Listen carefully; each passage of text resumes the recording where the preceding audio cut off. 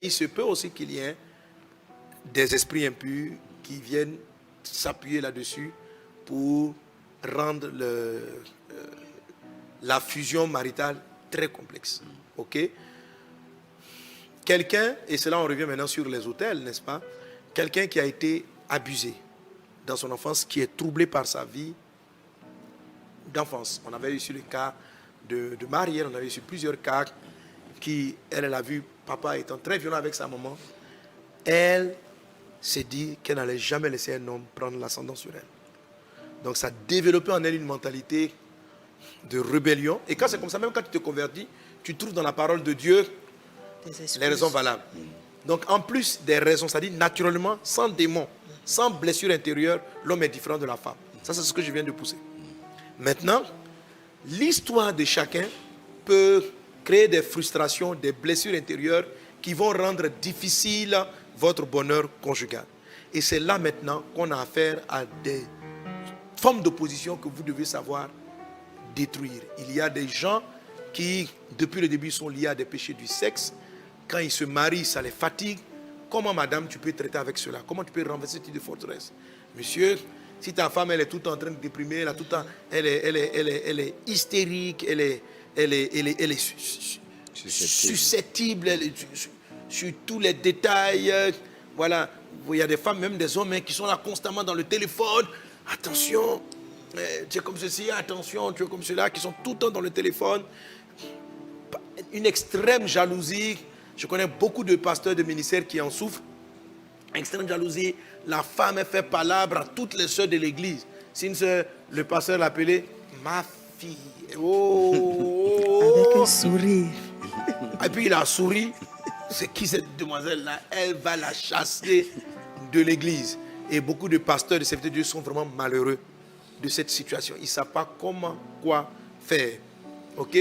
Je rencontre souvent dans le ministère, par exemple, des pères, des femmes qui, dans leur enfance, des gens ont manqué de la considération. On ne les a pas considérés. On les a banalisés comme étant la petite, on les a banalisés comme étant pauvres, on les a banalisés comme des personnes qui ont de véritables complexes. Et il se trouve que dans le mariage, donc monsieur dans le mariage, donc il arrive, vous allez voir que c'est le genre de femme ou d'homme, quand vous voyez un homme qui va exiger trop d'honneur, trop de respect. Moi souvent je pense, je dis à mes collègues, tu es trop sur le titre, on n'a qu'à t'appeler papa à l'église. Si quelqu'un n'a pas donné ton titre, ça t'énerve d'une manière. Frère, c'est une forteresse. C'est un faux raisonnement, c'est une forteresse. C'est un complexe qui fait que tu réagis comme ça. Parce que tu as l'impression que si quelqu'un t'appelle par un autre titre, il ne t'a pas respecté. Et ça, vous le trouvez aussi avec beaucoup de femmes. Et ça fatigue vos foyers. Ce sont des raisonnements, des systèmes de pensée qui fatiguent vos foyers. Donc tu arrives. Alors, si quelqu'un arrivait à l'église, une fois ça m'est arrivé, par accident, on a écrit à un pasteur et puis bon. On a oublie révérend. On n'a pas mis, on a écrit, je crois qu'il fallait écrire, on n'a pas mis révérend. Alors il y a eu un retour. Il faut que vous sachiez que je suis révérend, j'ai été ordonné en telle année, telle année, telle année. Je suis désolé si tu raisonnes comme ça, c'est un complexe. Ouais. C'est un complexe. Jésus te dit, Dieu dit à Abraham, je rendrai ton nom grand. Je ne vais pas rendre ton titre grand. Yes. C'est pas le titre. Amen. Dieu n'élève pas le titre, Dieu élève ton nom. Est-ce qu'Abraham, tu connais son titre? Mais son nom est grand. David, c'est pas roi David, c'est pas le roi. C'est David qui a donné de la noblesse à la royauté et non la royauté qui a donné de la noblesse à David. C'est de ça qu'il s'agit. Alléluia. Amen. Tu dois faire le travail. Donc, tu as capité sur mon titre. On ne m'a pas respecté. On ne m'a pas respecté. On ne m'a pas appelé le titre. On n'a pas dit pasteur. Ne cherche pas ce qu'on t'appelle pasteur. Amen. Ne cherche pas ce qu'on t'appelle bishop. C'est un complexe. Et ça, on trouve la même chose dans le foyer. Donc, un mari qui est comme ça, qui a la recherche extrême de l'honneur. Tout homme cherche l'honneur et le respect. Tout homme en a besoin. Mais il y a un moment donné où c'est une blessure du passé. Rendre cela extrême et vous rendre susceptible. Lorsque vous avez atteint la maturité qu'on a appelée l'âge nubile, à ce niveau, vous n'êtes pas complexé.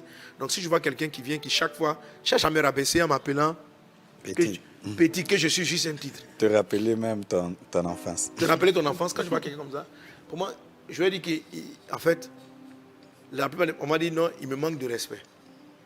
Le problème n'est pas qu'il te manque de respect. Le problème c'est que lui, il a un problème.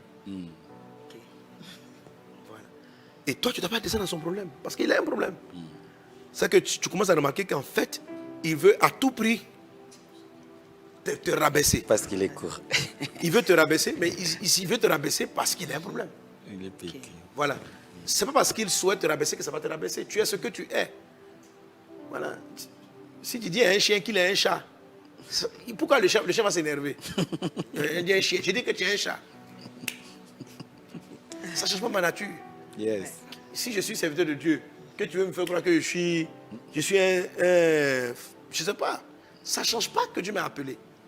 Tu dois arriver à l'assurance de ton identité d'homme, de chef de famille, d'épouse d'une personne.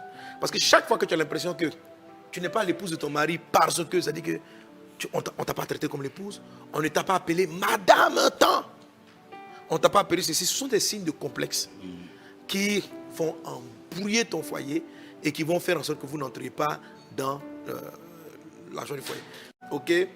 Lorsque vous arrivez à trouver la fusion entre, à vous comprendre l'un l'autre, à briser cette forteresse-là de raisonnement qui vous éloigne, vous pourrez rentrer pleinement dans votre Canaan marital, dans le Canaan de votre foyer. Je prie dans le nom de Jésus que ceux qui sont en proie à des conflits, à des divisions, à des mésententes, à cause du raisonnement de pensée qui n'arrive pas à concorder, que Dieu dans sa grâce divine renverse les murailles, que là où il y avait de la surdité l'un à l'autre, que vous vous entendiez, que vous vous compreniez. Je prie que la malédiction qui a frappé le monde à Babel, qui a fait que les hommes entre eux ne s'entendent plus, ne soit pas votre partage au nom de Jésus. Mais que Dieu dans sa grâce divine fasse que vous compreniez le langage l'un de l'autre, que vous vous compreniez, que vous vous entendiez, que vous soyez fusionnels au nom de Jésus-Christ. Par la puissance de Dieu, je renverse les forteresses qui fait que vous ne vous entendez pas, vous ne vous comprenez pas. Et que homme, tu comprennes ta femme, femme, tu comprennes ton mari, et qu'ensemble vous bâtissiez un couple à la gloire de Dieu. Au nom de Jésus, qu'il en soit ainsi. Amen. Amen.